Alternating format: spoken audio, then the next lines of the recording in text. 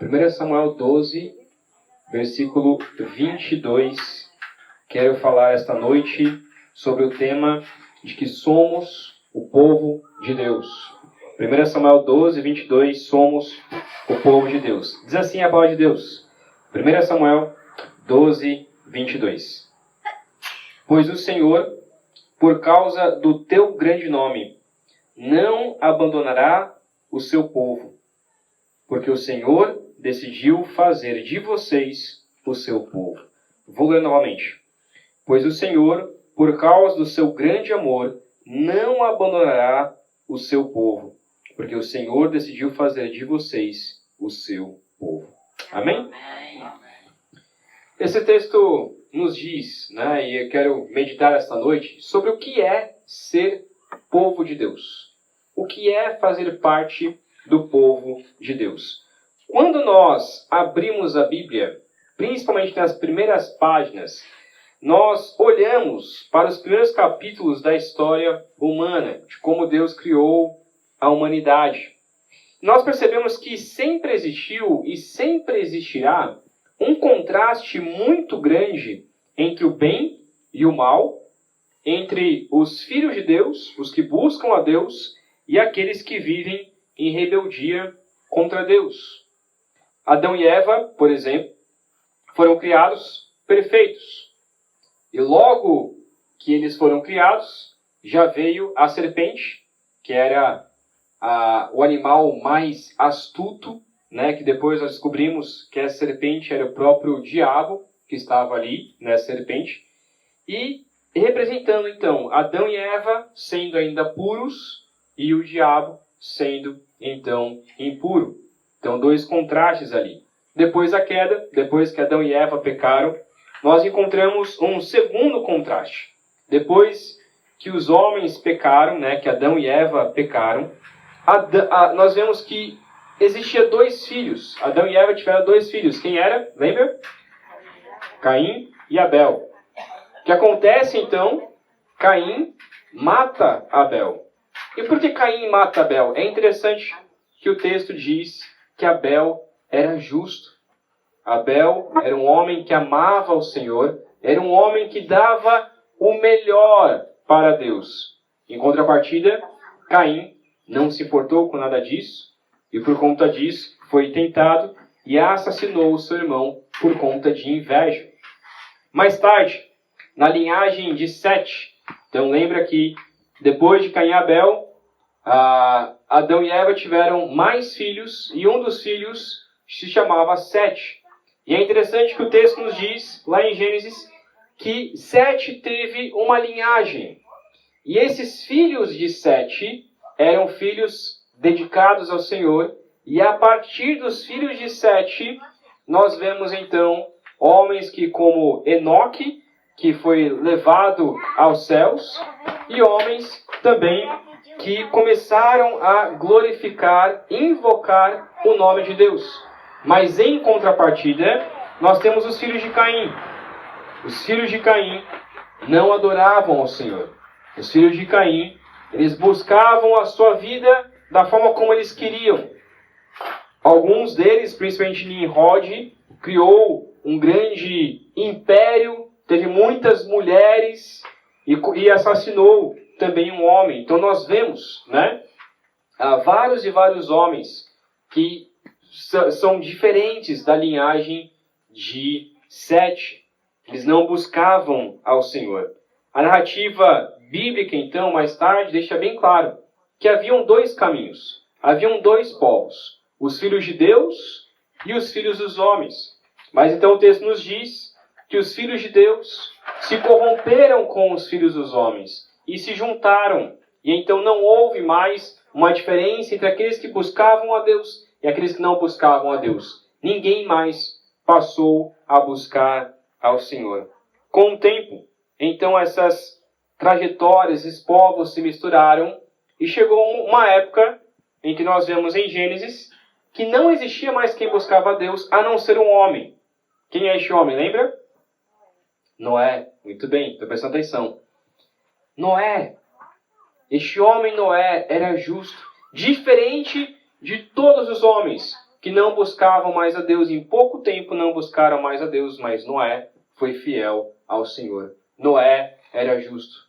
E por conta disso, Deus enviou um grande dilúvio, mas salvou a vida de Noé. Só que depois, os próprios filhos de Noé não seguiram os caminhos do seu pai. E os filhos dos filhos deles também não continuaram seguindo ao Senhor. E a nação se corrompeu. E em pouco tempo, nós vemos a história da Torre de Babel. O que acontece na Torre de Babel? Ninguém mais era justo.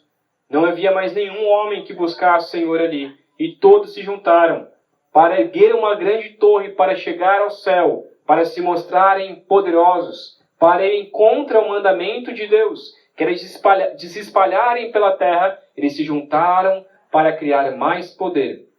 Então, por causa disso, Deus confunde a língua daqueles homens. Eles se espalham pela terra.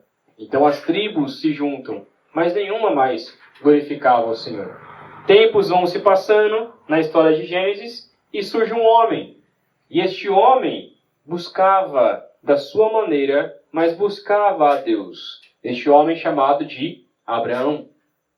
E Deus vai buscar Abraão da terra de Ur dos Caldeus, uma terra idólatra. E Deus tira ele de lá, se apresenta a ele. E por meio de Abraão, Deus faz uma nova nação. Deus faz um novo povo. E este povo agora, os filhos de Abraão, seriam aqueles a quem Deus escolheu para que buscassem ao Senhor. Para que fossem agora o povo de Deus. Mas o que acontece? Em pouco tempo, nós vemos... Obrigado, minha irmã. Em pouco tempo, este povo também começou a se corromper. Alguns, volta e meia se voltavam para o Senhor, mas não eram todos. Eles eram para ser uma nação escolhida, uma nação santa, um reino de sacerdotes, mas eles não buscavam ao Senhor em essência. Então, com o passar dos séculos, este mesmo povo que foi escolhido para servir ao Senhor, se afastavam do Senhor cada vez mais. A história de 1 Samuel está neste meio. Logo após o período dos juízes, onde não havia rei em Israel e cada um fazia o que bem entendia, agora eles escolheram um rei, mas escolheram um rei humano. E ao invés de escolher Deus como rei da vida deles, eles queriam um rei para eles. E neste período, então, Deus fala para Samuel: tá bom, Samuel, escolha um rei para eles. Eles estão me rejeitando. Não estão rejeitando você, mas estão me rejeitando. Escolha um rei para eles. Então é escolhido Saul. Saul, aquele que deveria ser ungido do Senhor, que deveria ser o rei segundo o coração de Deus. Em pouco tempo, o orgulho começa a subir a cabeça. E como diz Provérbios, o orgulho precede a ruína, a queda. Então Saul, ele é rejeitado como rei. Mas antes disso, nesse período então que o povo estava escolhendo um rei físico, um rei humano para ser o seu rei, e Deus foi rejeitado por eles. Ainda assim, nesta parte de 1 Samuel 12, Deus está dizendo para Samuel: Samuel, apesar deles me rejeitarem, e agora estão arrependidos porque escolheram um rei, porque viram que não ia dar certo, Samuel, agora diga para eles que apesar do pecado deles, eles ainda são o meu povo. Para compreender o versículo 22, nós precisamos então observar este contexto. Samuel confronta o povo com firmeza, o povo se arrepende, mas neste momento de profunda vulnerabilidade que surge então no coração deles, Deus diz essas palavras preciosas. Pois o Senhor, deixa eu só desligar aqui.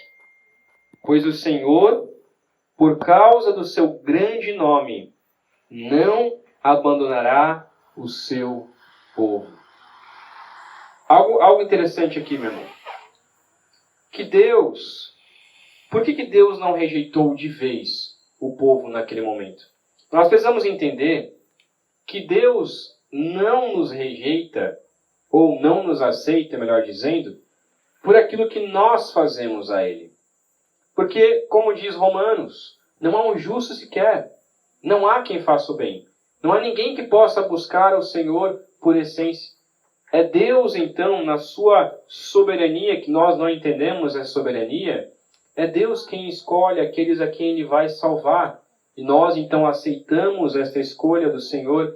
Não foi por causa da justiça ou da lealdade de Israel. Há muitos textos que diz que Deus escolheu Israel não porque eles eram um povo mais nobre, não porque eles eram melhores do que os outros. Na verdade, eles eram fracos, eles eram frágeis. Eles não eram os maiores, não eram os maiorais, nem em número. Mas Deus escolheu este povo. E por que Deus escolheu este povo? Para honrar o seu nome. Imagina se Deus abandonasse Israel. Já pensou nisso? Imagina se Deus abandonasse Israel e dissesse: olha, já que vocês escolheram um rei, então agora vocês não são mais o meu povo. Isso significaria uma vergonha para o próprio nome de Deus. Porque os vizinhos, os povos vizinhos ao redor, diriam para Israel e para Deus: olha, o Deus de vocês é fraco. O Deus de vocês tirou vocês do Egito, vocês caminharam no deserto, e agora rejeitou vocês. E agora abandonou vocês. Mas aqui nós compreendemos, nesta pequena frase, sobre o amor leal de Deus, que é a palavrinha no original, que é o hesed, que é o amor leal de Deus. O seu amor leal, a graça de Deus, a fidelidade inabalável do Senhor. Deus decidiu fazer deles o seu povo, não porque eles eram os melhores, mas Deus decidiu fazer de Israel o seu povo por quem Deus é. Porque Deus assim quis mostrar, não por mérito deles, mas pela graça do Senhor. Samuel então adverte este povo. Ele adverte nos versículos posteriores dizendo: olha, por causa do amor leal de Deus, então sirvam ao Senhor. Não tenham medo, mas agora se desviem dos seus caminhos errados e sirvam ao Senhor com alegria. Versículo 24 diz: tão somente temam o Senhor e sirvam a Ele fielmente de todo o coração.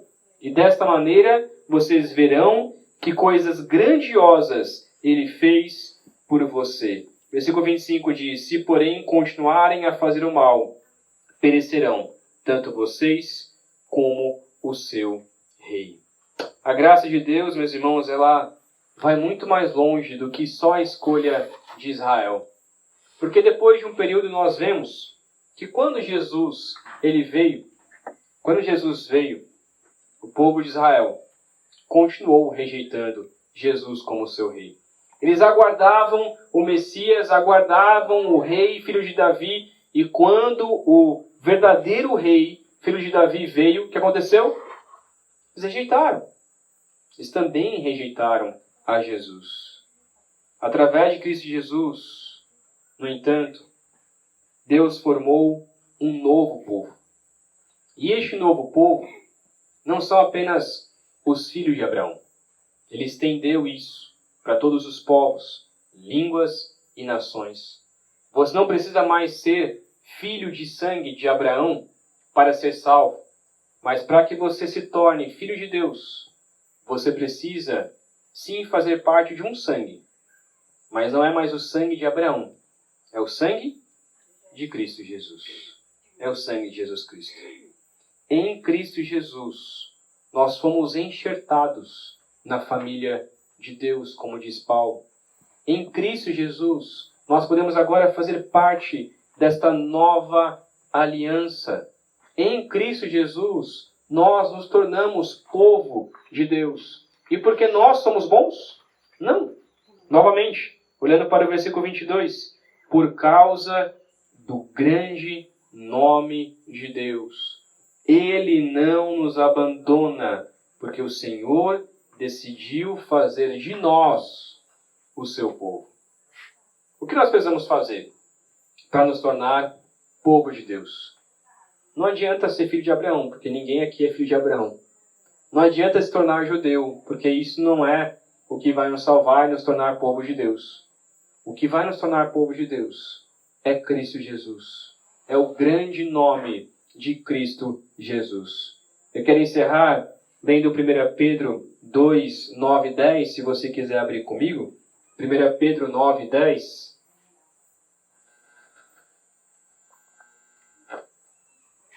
1 Pedro, capítulo 2, versículos de 9 a 10. Encontraram? Amém. Amém? 1 Pedro 2, 9 e 10. Que diz assim: Vocês, porém, são geração eleita, sacerdócio real, nação santa, povo de propriedade exclusiva de Deus, a fim de proclamar as virtudes daquele que o chamou das trevas para a sua maravilhosa luz. Antes, vocês nem eram povo, mas agora são povo de Deus. Antes, não tinham alcançado misericórdia, mas agora alcançaram misericórdia. Perceba, meus irmãos, nós não éramos povo de Deus. Nós não merecíamos ser povo de Deus. Mas por sua graça, pela graça de Cristo Jesus, nós nos tornamos povo de Deus. Dito essas verdades, eu gostaria de deixar 3 reflexões para analisarmos a nossa própria vida diante do Senhor. Primeiro, você realmente faz parte do povo de Deus? Eu contei todas essas histórias no início, foram histórias longas, desde Adão, então passando por Abraão, pela Torre de Babel, por Abraão. Todas essas histórias. Haviam aqueles que eram povo de Deus, aqueles que não eram povo de Deus. A pergunta que nós devemos fazer então é a seguinte: será que eu sou povo de Deus? Alguns vão dizer: eu sou povo de Deus porque meu pai, o meu avô, ele é crente. Então sempre foi para a igreja, então é por isso que eu sou filho de Deus. Só que, como escutei recentemente, Deus não tem avô, ou Deus não tem neto. Né? Deus não tem neto. Deus tem filho. Neto não. O que significa? Que alguns vão dizer: porque meu pai é crente, então eu sou salvo. Não, meu irmão. A salvação ela é individual. Então você é salvo não pelo seu pai, não pela sua família, não pela sua esposa, não por outra pessoa. Você é salvo pela sua decisão em Cristo Jesus. Então você realmente faz parte do povo de Deus? Os israelitas confiaram no rótulo religioso. Eles falaram para Jesus: não, nós somos filhos de Abraão. Nós somos filhos de Abraão. E Jesus responde para eles: olha, se vocês fossem filhos de Deus, de fato, vocês obedeceriam os mandamentos de Deus. Mas se vocês não obedecem os mandamentos e a lei de Deus, vocês não são filhos legítimos de Abraão. Vocês não são filhos legítimos de Deus. Vocês são filhos do diabo. E alguns vão dizer: não, eu sou filho de Deus e eu sou povo de Deus porque eu vou para a igreja alguns domingos. Mas, meu irmão, não basta só ir para a igreja. Você tem que viver o Evangelho. Eu sou povo de Deus porque uma vez por mês eu participo da ceia. Mas você participa uma vez por mês da ceia, mas e durante o seu dia, durante a sua semana? O que você faz? Você vive, de fato, como povo de Deus?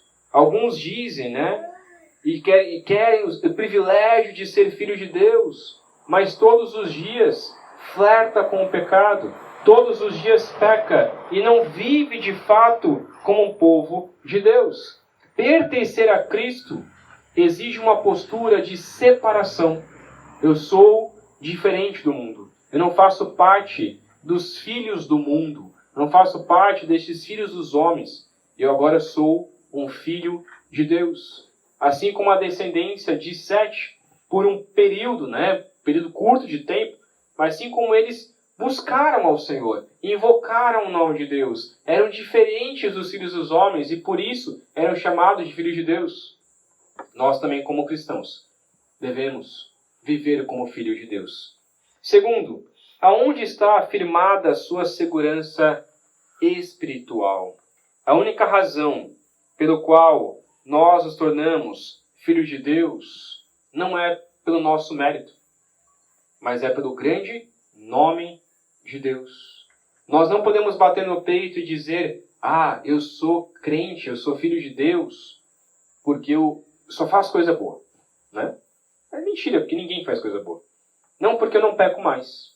Nunca mais pequei na minha vida. Mentira também, porque todos nós pecamos. Eu sou filho de Deus porque o sangue de Cristo Jesus me limpa dos meus pecados. Me perdoa dos meus pecados. E quando eu peco, eu oro ao Senhor e os meus pecados são perdoados, porque como diz João, nós temos um advogado junto ao Pai, que quando nós confessamos nossos pecados, perdoa todos os nossos pecados, porque nós temos esse advogado, que é Cristo Jesus. Então, aonde está firmada a nossa segurança espiritual? Por que nós somos filhos de Deus? Não por aquilo que nós fazemos, mas por aquilo que Cristo Jesus fez em nós e por nós. E terceira e última reflexão, aplicação, como têm sido as suas escolhas diárias? A sua vida diária, no dia a dia, não só aqui na igreja, mas no seu dia a dia, reflete que você de fato é povo de Deus, que você de fato é um filho de Deus.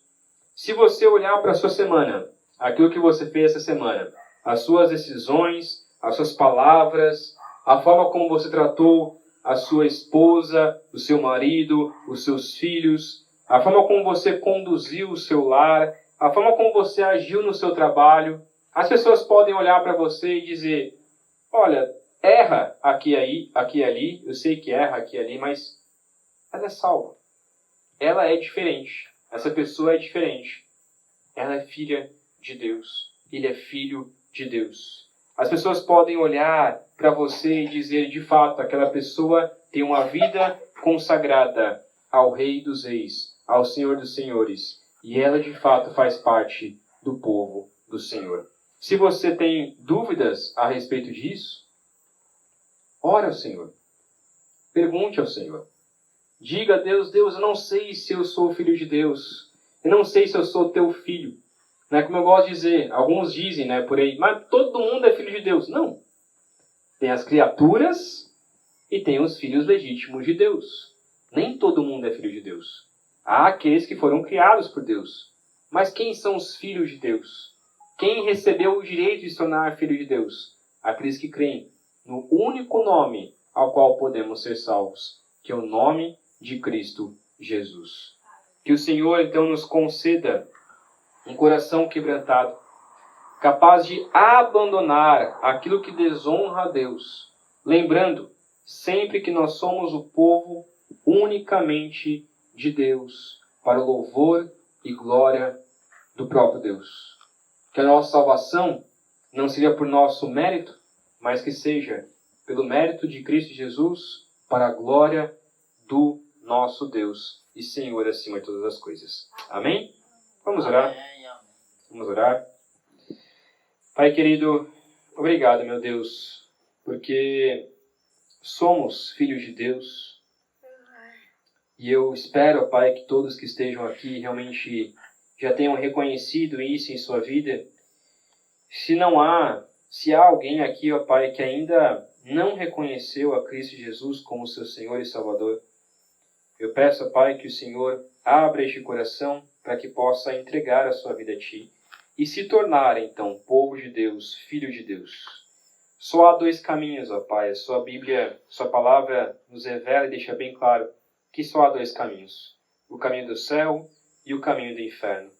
E por isso eu peço, ó Pai, que o Senhor abra o nosso coração para crermos em Cristo Jesus e para seguirmos o único caminho que nos leva até o céu, que é o caminho de Cristo, que é nos tornarmos filhos de Deus, povo de Deus.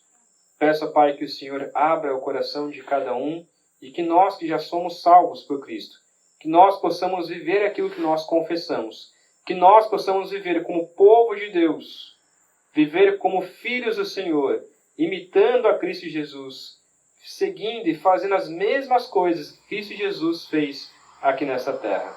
Assim oramos também, pedindo por este momento de ceia, em nome de Cristo Jesus. Amém.